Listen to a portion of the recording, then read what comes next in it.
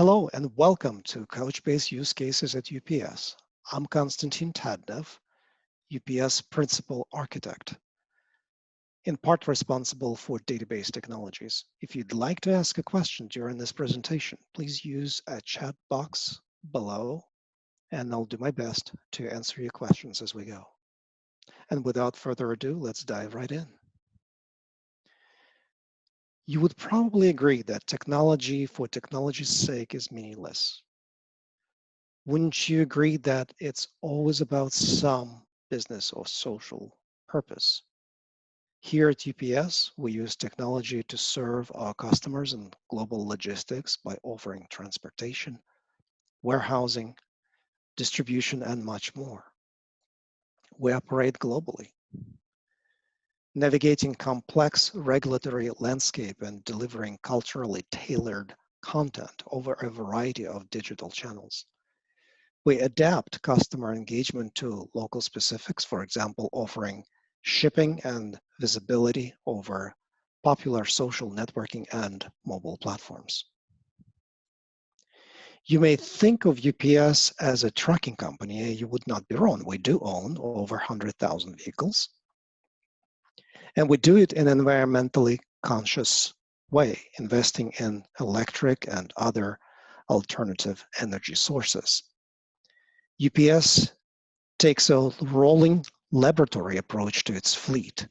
Think of a UPS vehicle as an IT space complete with sensors, IoT devices, onboard computing, and on-road communication.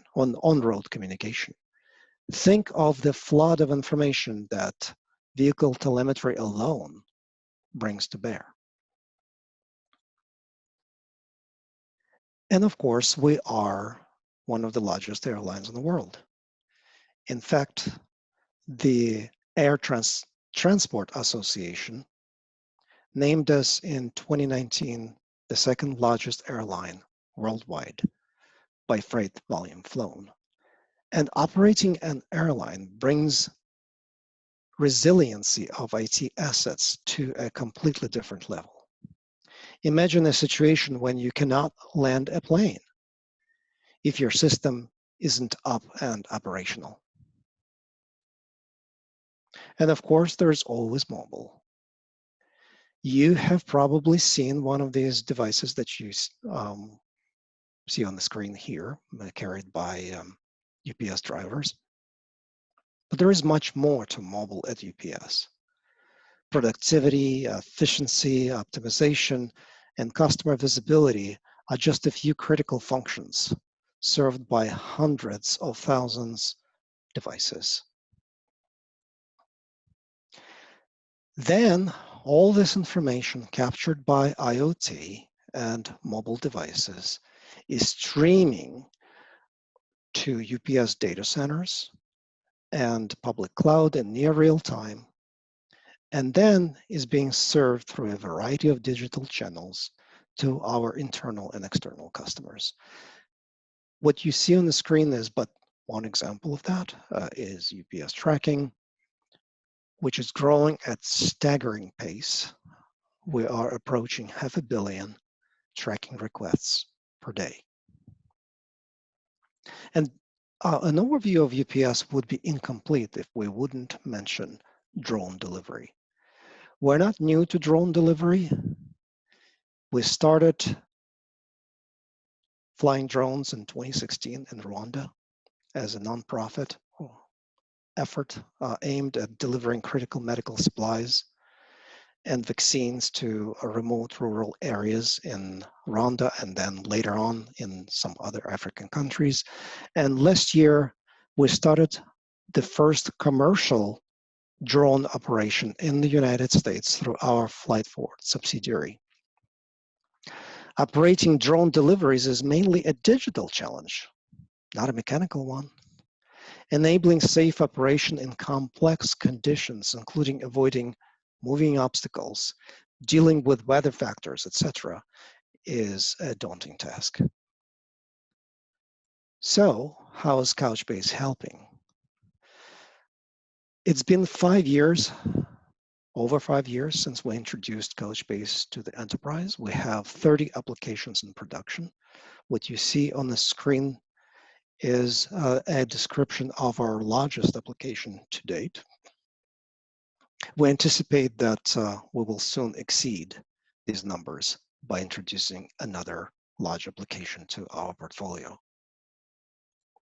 We'll go over 6 common use cases that are spread over the 30 applications currently in production at UPS. And the way we selected these use cases is by their potential to be useful to you. The first use case is customer engagement, which should be quite natural for Couchbase. After all, Couchbase is positioning its database offering as a customer engagement solution. In this case, our first foray into customer engagement was related to visibility of UPS packages and shipments. We had a family of legacy applications that were doing it quite well. The response times were good, the reliability was good, but it was getting difficult to manage, slow to change, and expensive to operate. We knew we needed to do something differently. So what we decided to do, rather than computing the answer every time the question is asked, we thought it would be a good idea to pre-compute the answer. We also knew that as we do so, we better put it in memory for fast response time. Couchbase offered memory elasticity to support this solution, plus persistence, plus analytical capabilities. And here's why we needed analytical capabilities in this case.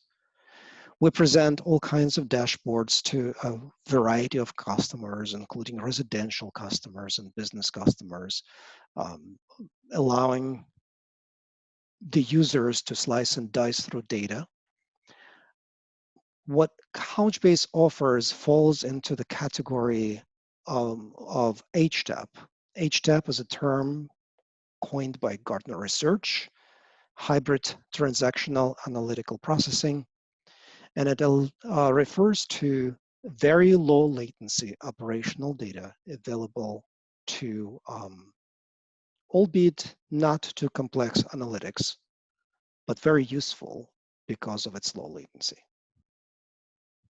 Let's move on to the next use case. This use case, I typically like comparing to driving a car.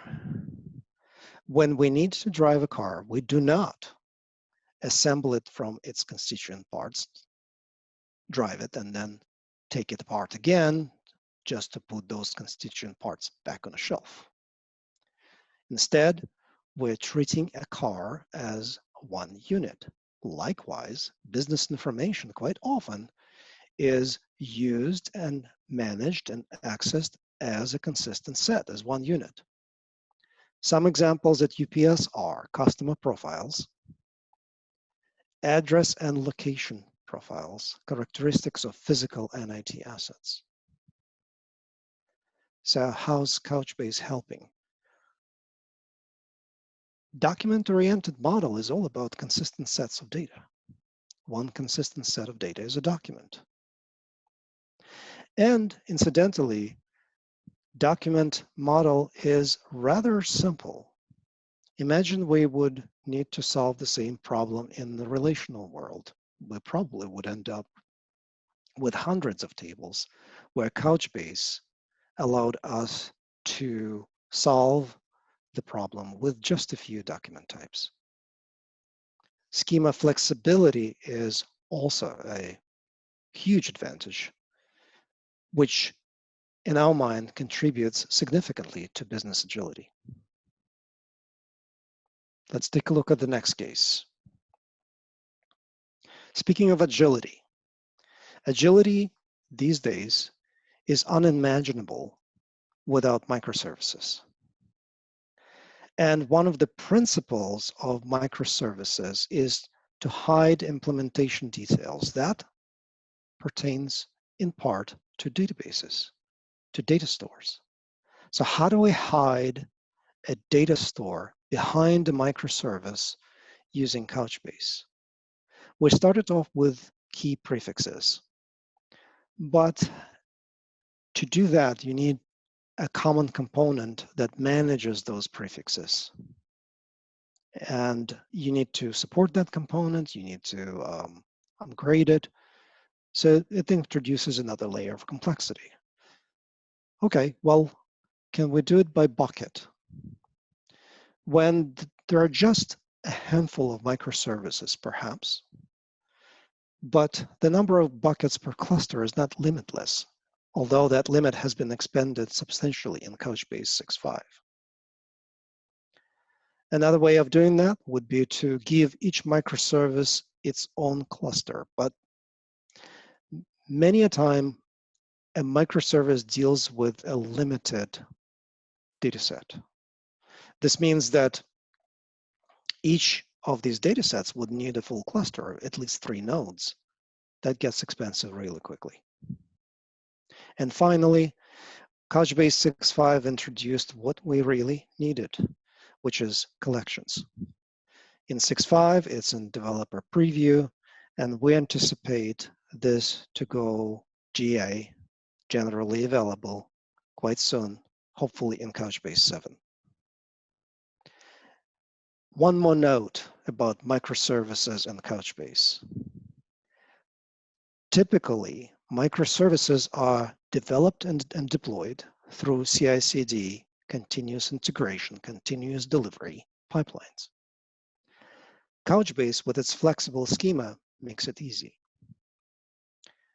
In the relational world, 2 things can happen. One is a DBA managing the schema becomes a bottleneck in the CI/CD process, or you need specialized tools to manage database CI/CD. Neither of that is necessary with Couchbase because schema is inseparable from the app, and it can be managed from a standard CI/CD pipeline. Moving on, the next use case deals with high availability. There are 2 layers of high availability in Couchbase. It's intra-cluster vBucket replication,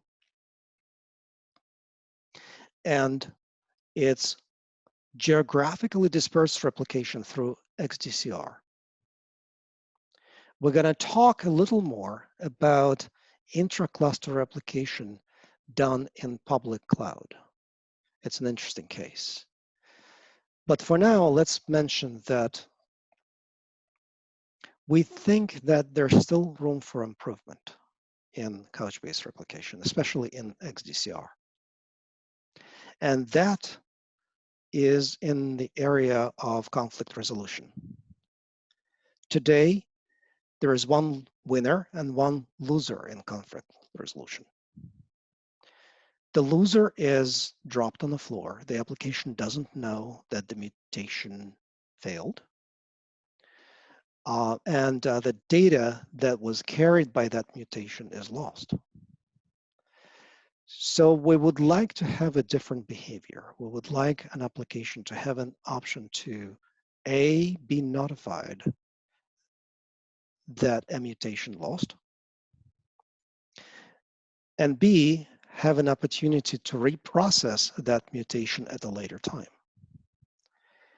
Couchbase is coming up with a developer preview of custom conflict resolution in Couchbase 7. We're hoping that it would start addressing these concerns. As promised, let's take a look at how high availability of Couchbase could be implemented in public cloud. Typically, most public clouds offer availability zones. Those could be buildings within a campus, or it could be 2 campuses or more than 2 campuses geographically close to one another, typically within 100 kilometers.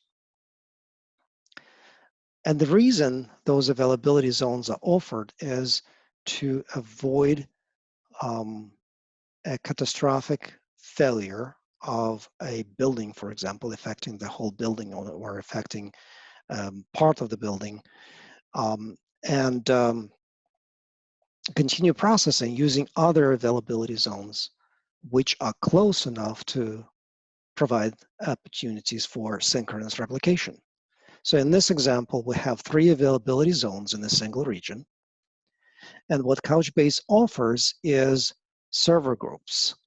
Server groups were originally designed for rack awareness, but they can be successfully used in public cloud for aligning server groups with zones. What that does is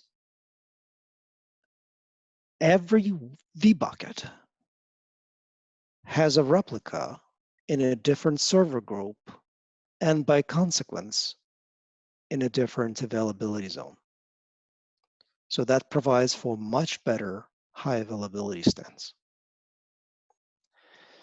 This example is quite interesting. It's not very common, but we found it useful. In this case, we're using traditional relational technology. It was a legacy application which had new availability requirements that we could not meet using that piece of technology. So what we did, we put Couchbase in front of it. We were fortunate because in this use case, all writes were asynchronous. So the primary application and the primary geographic location would write the changes to Couchbase cluster, which would be replicated to the secondary geographic location. And then another application component would pick the data up from Couchbase and write to the conventional relational database. If the primary data center is lost, then the secondary data center will take over with very short recovery times and minimal data loss. So we find it very useful to augment conventional relational technologies. Event processing is frequently overlooked in classification of common workloads in enterprises, but it presents a completely unique set of challenges. So what's the typical behavior of an event processor? Event processor gets a message from somewhere, and it needs to process that message and make a decision whether to change the state in a database or pass it on to downstream processes. When it needs database access, whether to read it or write it, that access needs to be extremely fast. Most event processing wouldn't survive if the response times would exceed a millisecond. So certainly, Couchbase helped us address this problem. Memory-first architecture allowed Couchbase to give us sub-millisecond response time for key value operations. And of course, event processors have a tendency to grow. And horizontal near linear scalability that Couchbase offers helps a lot to not only address today's needs, but anticipate volume changes in the future. Last but not least, session management. There are various methodologies to create cloud-ready applications. One of them is so-called 12-factor. 12-factor, as well as other methodologies, frequently call for strictly stateless processes. Well, that's great, but state needs to reside somewhere. In particular, the session state for web applications. In the industry, either elastic caches or in-memory databases are used for that purpose. So how's Couchbase helping? Couchbase has ephemeral buckets, which provide a perfect match for highly performant, elastic, and resilient session cache. Remember, in ephemeral buckets, you still have the bucket replication. So if you lose a node, you can just continue processing. We also found that if you are extremely risk averse and you still want persistence to accompany that cache, you can do that. And we found that in most cases, performance penalty is either non-existent or minimal. So these are our 6 cases which represent what Couchbase is doing today. But I have a dream. I started this dream list last year, and Couchbase made significant progress helping my dream become reality. So let's take a look at the first one. Fully automated database as a service is now available in AWS. What about other clouds? So Couchbase is telling us that Azure is next, probably later this year, and then Google is coming in 2021. That is exactly where we would like to be. Cloud is attractive because it's extremely elastic. We'd like to take advantage of that elasticity by having fully automated auto-scaling.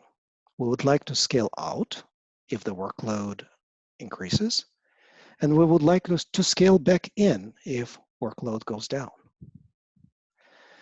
Couchbase is working on that already. You may know that Couchbase Cloud, the database as a service offering from Couchbase, is built upon Kubernetes. And the way Couchbase is interacting with Kubernetes is by means of Couchbase Autonomous Operator. So the lab is working on the next version of Couchbase Autonomous Operator, which would allow for workload-based auto-scaling for stateless services like query. And further on the roadmap are stateful services like data service or index.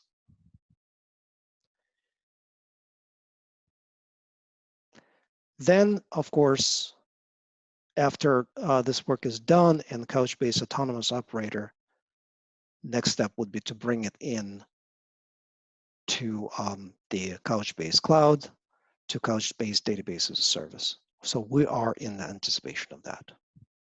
Security. You know, the most important things about IT are security, security, and security. Of course, it's a joke, but there is a grain of truth in that. So let's take a look at networking.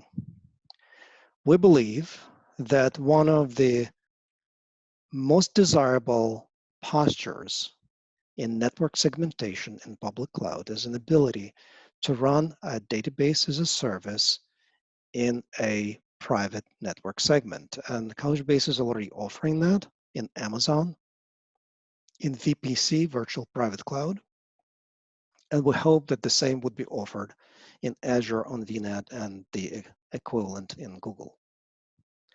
Encryption. Today, Couchbase relies on storage encryption like Vormetric, encrypted volume by cloud providers, and other solutions like that. Other database vendors have developed transparent database encryption, TDE, and we are trying to persuade Couchbase to look into that so as to offer encryption as a native database feature. And finally, integration with external identity and access management services. This is very important for us. We delegate identity and access management to third party, in this case to Azure AD. And we hope that Couchbase would put this requirement on a short-term roadmap to make it feasible for us to use Azure AD with Couchbase Cloud. The next 3 bullet points are easy. Remember, I started this list in 2019, and since Couchbase already offers solution to all these 3 problems: automated rolling upgrades, self-healing, a response to a failed node by, of course, failing over to the surviving nodes, but also restoring HA and spinning off new nodes. Automated backups, all of that is available in Couchbase Cloud. And finally, cluster sizing. Those of you who worked with Couchbase on cluster sizing know that you first fill out a spreadsheet, then you give it to Couchbase, and then in several days you get a response. What if you need to iterate faster? Wouldn't it be nice to have a cluster sizing wizard through the same control panel as you use to manage your Couchbase Cloud? So that's my dream. What's yours? Enjoy your conference.